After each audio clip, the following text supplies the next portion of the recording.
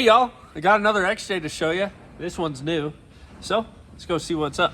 This thing is pretty freaking sweet for its day and age. You can tell it's got a lot of older components on it, which we're gonna freshen up and make new. This is not my Jeep. This is actually my buddy Jared's mom. Just picked this thing up about a month ago, and it's been sitting at my house ever since. If you guys remember my friend Jared, he's been on this channel a lot. His mom just picked up this sweet 93 XJ, and it's got a lot of goodies in it, and we're gonna make it even better. It needs a lot of mechanical work. It's been sitting for a while. She picked it up about a month ago. It's been sitting at my house ever since, and I'm just now getting around to it. But this is one of my favorite parts about it. You guys see the two TK shifters right there? This thing has an Atlas in it and a Curry 9-inch. Thing is freaking sweet. So we're gonna figure out some mechanical stuff. First things first, the alternator is not charging on this thing. This battery's not very old. It's from 9 of 23.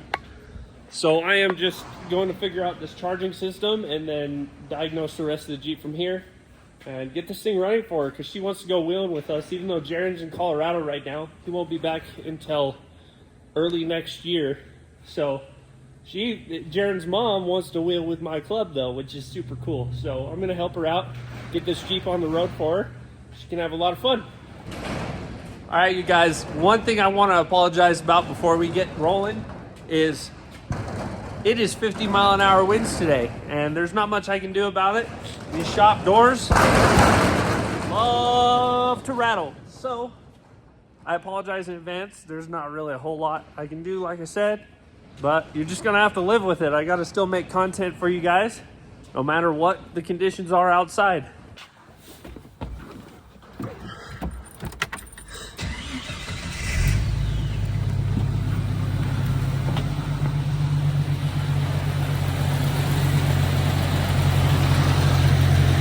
Yeah, definitely not charging.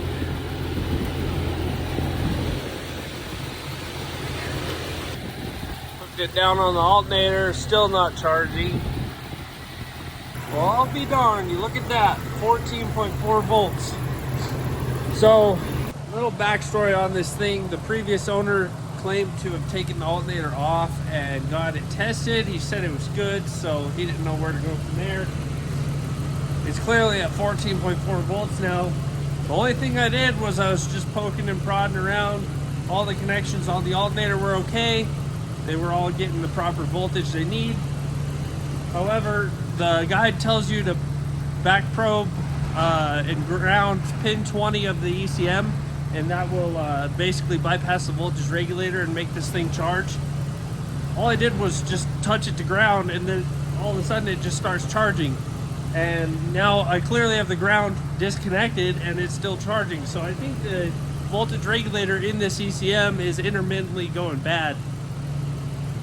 So it's either a new ECM or route an external voltage regulator on this thing. We'll see what we're gonna do here in a sec.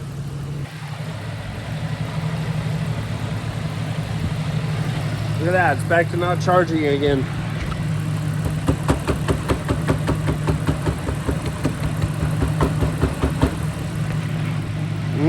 Let's see. So check this out. Okay, so not charging, it's at 12.4. If I take and just probe pin 20 of the ECM, it starts charging again. However, I'm not even hooked up to ground. I'm just moving that pin over. Pull it out, working again. Bang on it a bit. Back to not charging.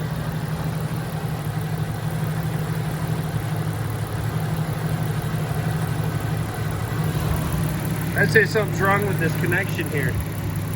Yep, as I wiggle it, voltage starts going up and down. 14.3. Wiggle it.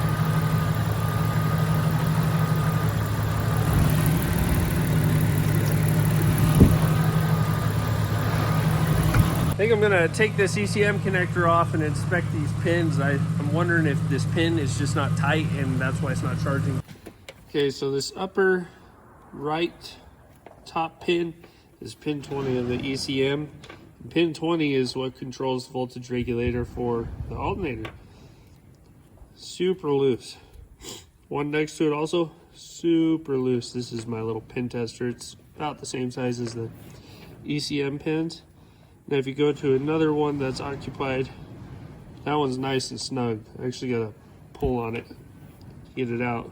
Same with right here, and the next one over, and even the next one over, nice and tight. These two connections, however, loosey-goosey. So I'm going to try to tighten up whatever ones I find loose in here. So I think that's our problem. That's why it's intermittently wanting to charge and not charge. Is this pin's not making good contact, and the voltage regulator is not outputting to the alternator to tell it what to do. So I'll tighten that up, then we'll give the ECM some more shakes while we run it and see if that cures it. All right, so I've got the airbags back on, tightened the pins up on the ECM, and we are sitting at 12 volts, not running right now. So let's fire it up, see what it does.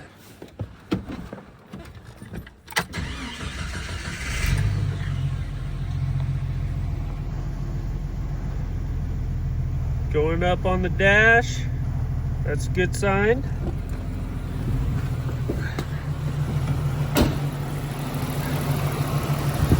On the multimeter, see what happens while I wiggle it. Staying at 14 now. I would say that was definitely the problem.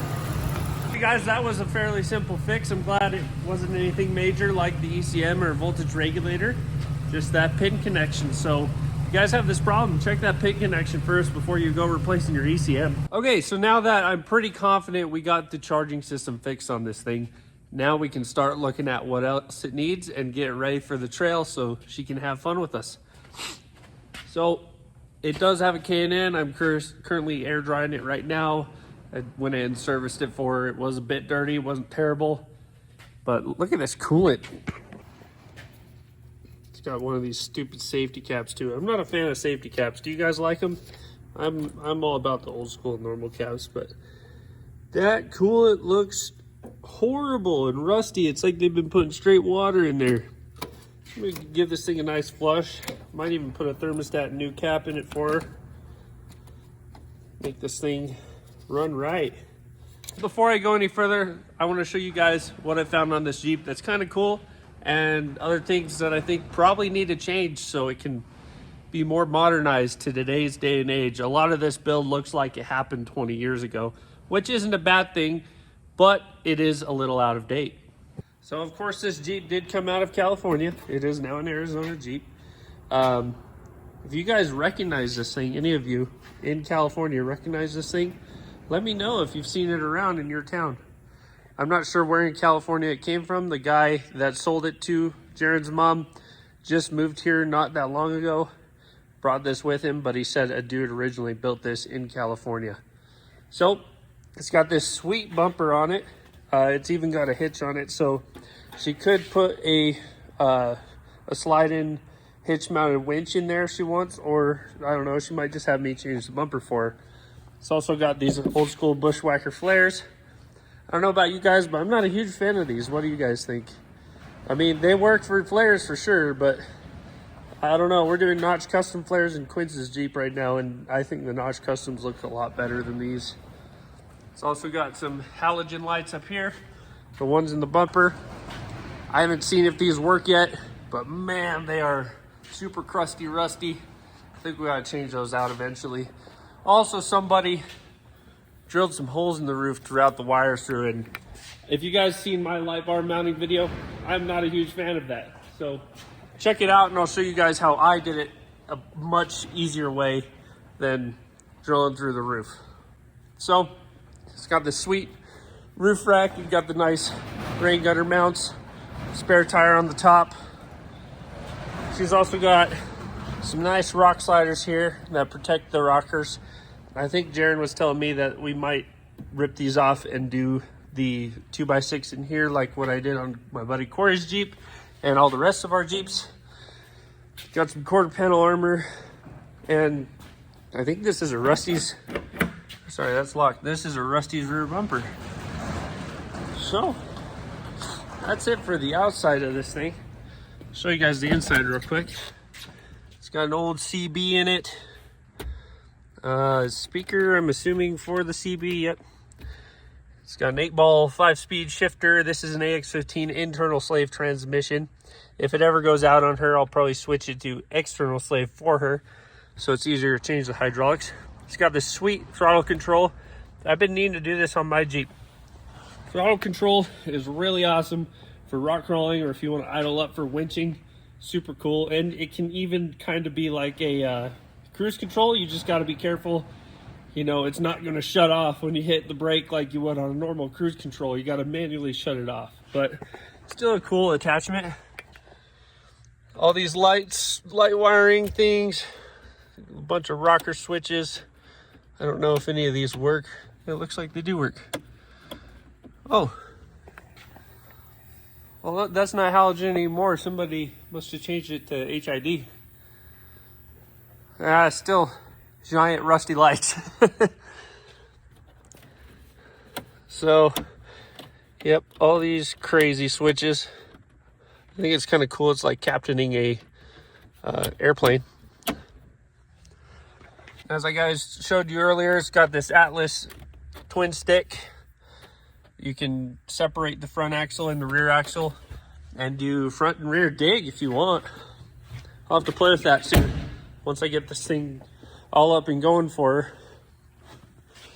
But yeah, we're gonna service that cooling system, look underneath the Jeep, see what else it needs. It's got some old school short arm suspension on it. When I drove it down to the shop earlier, it sounded like a bunch of boulders were falling down underneath the Jeep. Like, it literally felt like I was driving a Flintstone vehicle. So all that definitely needs to be addressed. Super cool old build though. It's got this fan. This is auto up, this is off, and then that's permanent on for the fan. So you can manually control the fan, which is kind of neat. And the old school interior. Needs a new headliner too. All right guys, now that I've got it in the air, this is where all the goodies are.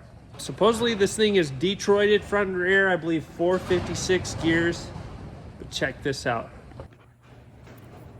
Curry 4.9-inch with a diff skid. And oh, you're like, this thing's got an SYE. Oh, even better guys.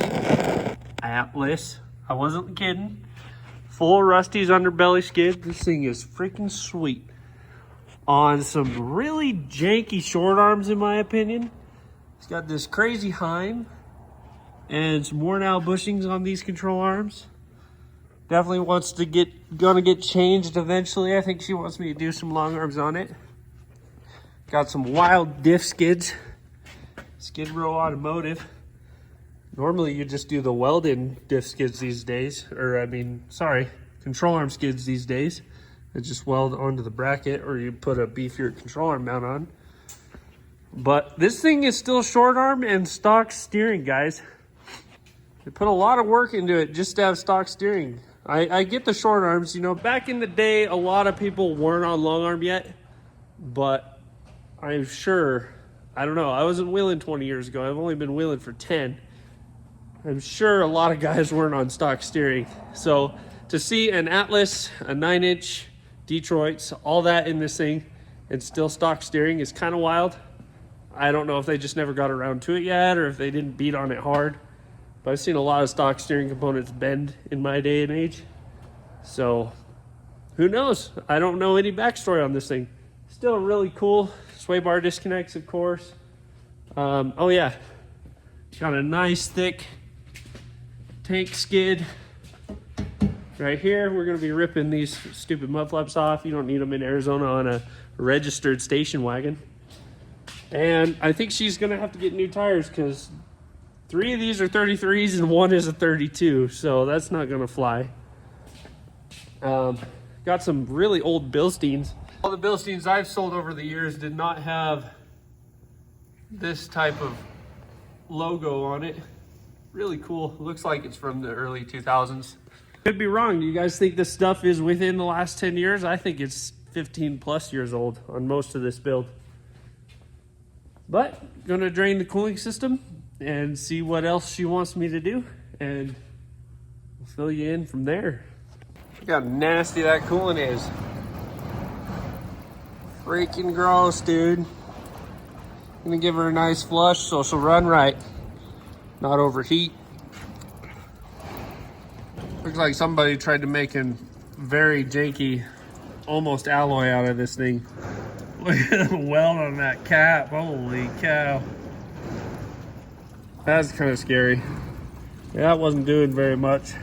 Look at that one. Almost looks like some type of bug tried to lay a nest on there, not a weld. And I wonder what that is too, where the control arm was. Or it's like right in front of the control arm mount. Sorry, my light's too bright. There you go. What do you guys think that is? Was there a hole in the diff tube and somebody patched it? It's kind of hard to tell with this skid on there.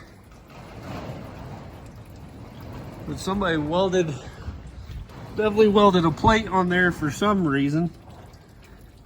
Kind of strange.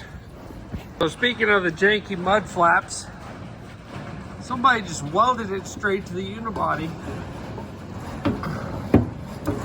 Man, I can just about rip this thing off, but definitely gonna need stiffeners. Kind of ruined the integrity of the unibody right there. So yeah, you hear the rattly doors I'm talking about? Super annoying all day. I'm not the shop owner. Larry, my father-in-law, is. You guys probably know Larry from previous videos. But I can't do much about it because he won't do much about it. So not my shop, can't do much. However, this thing needs some love. It's got a few leaks we need to address, some minor stuff. But I'm gonna flush that coolant off camera because I don't want to bore you guys. Then I think we'll pull this thing out and try to do a front dig with the Atlas. What do you say? All right, about ready to pull it out, check out that Atlas in a sec, but I figure since the air filter's out, might as well clean up that throttle body. It's pretty nasty.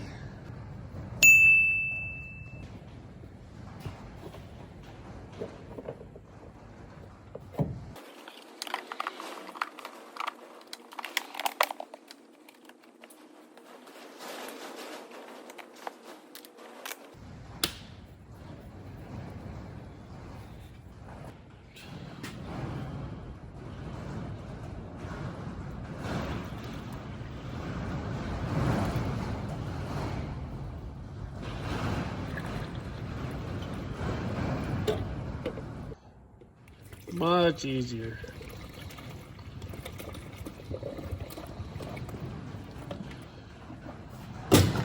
So as we fill this cooling system, I did have a friend that works for a dealership check the Carfax on this thing for me.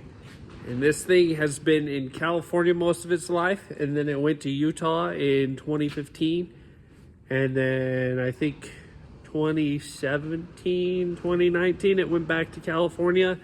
Stayed there until 2023, and then it's here in Arizona. So it was in Utah for a bit. If any of you guys saw it in Utah, I think it was more southernish Utah is what it was saying. Let me know if you've seen this thing around. Maybe it's been to Sand Hollow. That's why the Detroits and the Atlas are there. Maybe somebody did that in Utah instead of California. I don't know. So I poured some water and coolant flush in there, and look how much is turning brown already just after a couple minutes. Gonna take a few flushes with this one. But man, I got that throttle control on, getting this thing nice and warm at about almost 2,000 RPM. That throttle control sure comes in handy for a lot of stuff.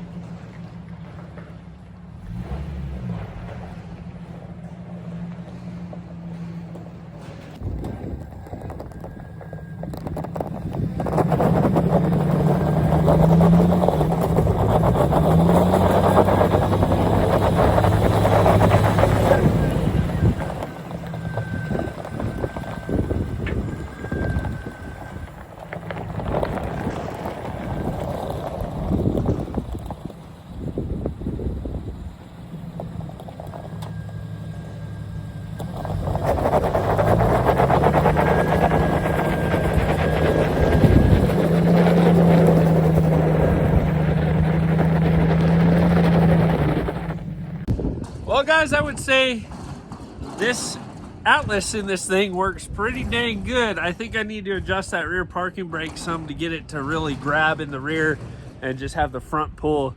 But that turning radius we just did was very small, so front dig works great. Rear axle and front axle separate from each other just fine.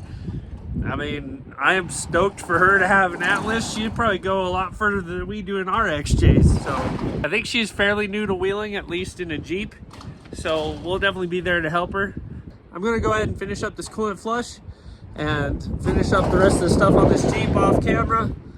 Well guys, I'm all done for today. This Jeep definitely needs some more love. It's got some leaks that are going on and some bushings need to be replaced, and we'll probably be long arming it later because those short arms ride like complete crap on this thing. We're out of time for today, but this Jeep will get some more love later on. I hope you guys liked the video. Please leave a comment, like, subscribe, and we'll catch you on the next one. Have a good night.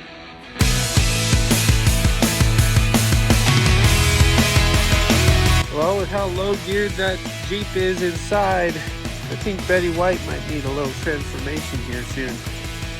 I don't know about an Atlas, but we'll see.